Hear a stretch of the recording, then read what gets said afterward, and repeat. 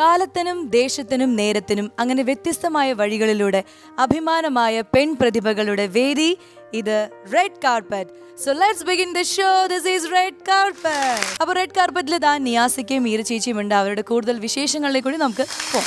മീര ചേച്ചി, നിയാസിക്ക, അപ്പോൾ നിങ്ങൾ റെഡ് കാർപ്പറ്റിൽ വന്നിട്ട് കുറേ വിശേഷങ്ങൾ നമ്മൾ പറഞ്ഞു, ഡാൻസും പാട്ടും ഒക്കെ കേട്ടു. നിങ്ങൾക്ക് എന്ത് തോന്നുന്നു ഇവിടെ വന്നിട്ട്? ഞാൻ സാധാരണ ഇന്റർവ്യൂസ് ഒക്കെ എന്നെ സീരിയസ് ആയിട്ടുള്ള ഇന്റർവ്യൂസിനെ പോയിട്ടുള്ളൂ. അപ്പോൾ ഇവിടെ നമ്മൾ വളരെ റിലാക്സ്ഡ് ആയിട്ട്, പിന്നെ എനിക്ക് നമ്മൾ തമ്മിലൊക്കെ മുൻപേ പരിചയവും കൂടെ ഉള്ളതുകൊണ്ടായിരിക്കാം വളരെ ഫ്രീ ആയിട്ട് നന്നായിട്ടുണ്ട്. മൈൻഡ് വൈസും നമ്മുടെ ബോഡി വൈസ് ഒക്കെ ഒരുപാട് നമുക്ക് പിന്നെ റിജുവിനേറ്റ് ചെയ്യാൻ പറ്റും. Thank you so much.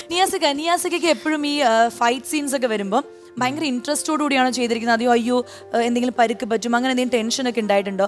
അതുപോലെ ഈ ഇടിച്ച ഏതെങ്കിലും ആൾക്കാർ തിരിച്ചിടിക്കണം എന്ന് എപ്പോഴെങ്കിലും തോന്നിയിട്ടുണ്ടോ? ഇല്ല, ഞാൻ കുറച്ച് കൂടുതൽ ആത്മാർത്ഥത കാണിക്കുന്ന ആളാണ്. അതുകൊണ്ട് എനിക്ക് എല്ലാ പ്രാവശ്യവും എനിക്ക് എന്തെങ്കിലും പറ്റിയിട്ടുണ്ട്. ഞാൻ മഹാസമുദ്രം സിനിമ ചെയ്യുമ്പോൾ അന്ന് എൻ്റെ ഈ ലിഗമെന്റ് വലത്തേക്കാല ലിഗമെന്റ് പോയിരിക്കും.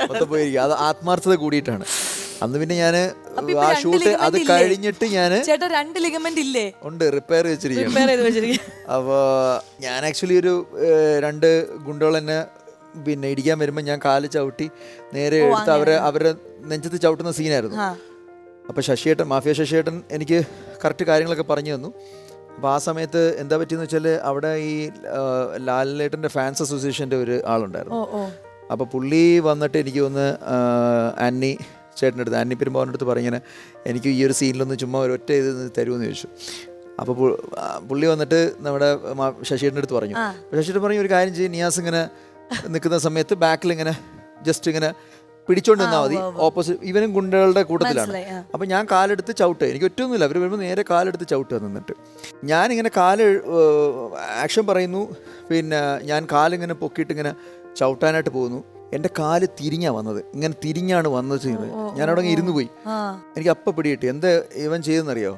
ഇവന്റെ അടുത്ത് പറയുന്നത് ജസ്റ്റ് തോളിൽ ഇങ്ങനെ പിടിച്ചാ നിന്ന, ഇവൻ അവിടെ നിന്നിട്ട് ഈ കാലിങ്ങനെ ഇങ്ങനെ വെച്ചിട്ട് വെച്ചിരുന്നു. നമുക്ക് മനസ്സിലില്ലല്ലോ.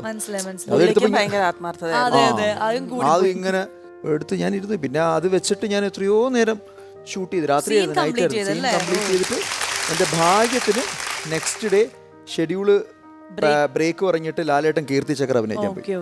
ഒരു 2 മാസം 3 മാസത്തേക്ക് പിന്നെ ആ സിനിമ ബ്രേക്ക് ആയിരുന്നു. അതുകൊണ്ട് എനിക്ക് പോയി റെസ്റ്റ് ഒക്കെ എടുത്തു ചെയ്യാൻ പറ്റും. അതിന്റെ ഒരു അനുഭവം. ആത്മാർത്ഥത ഓവർ അതാണ് നമ്മളിപ്പോ കണ്ടോണ്ടിരിക്കുന്നത്. സംഭവമൊക്കെ ചെയ്തത് നമ്മൾ ഭയങ്കര സംഭവമായിട്ട് നമ്മൾ ചെയ്തു എന്നുള്ളത്.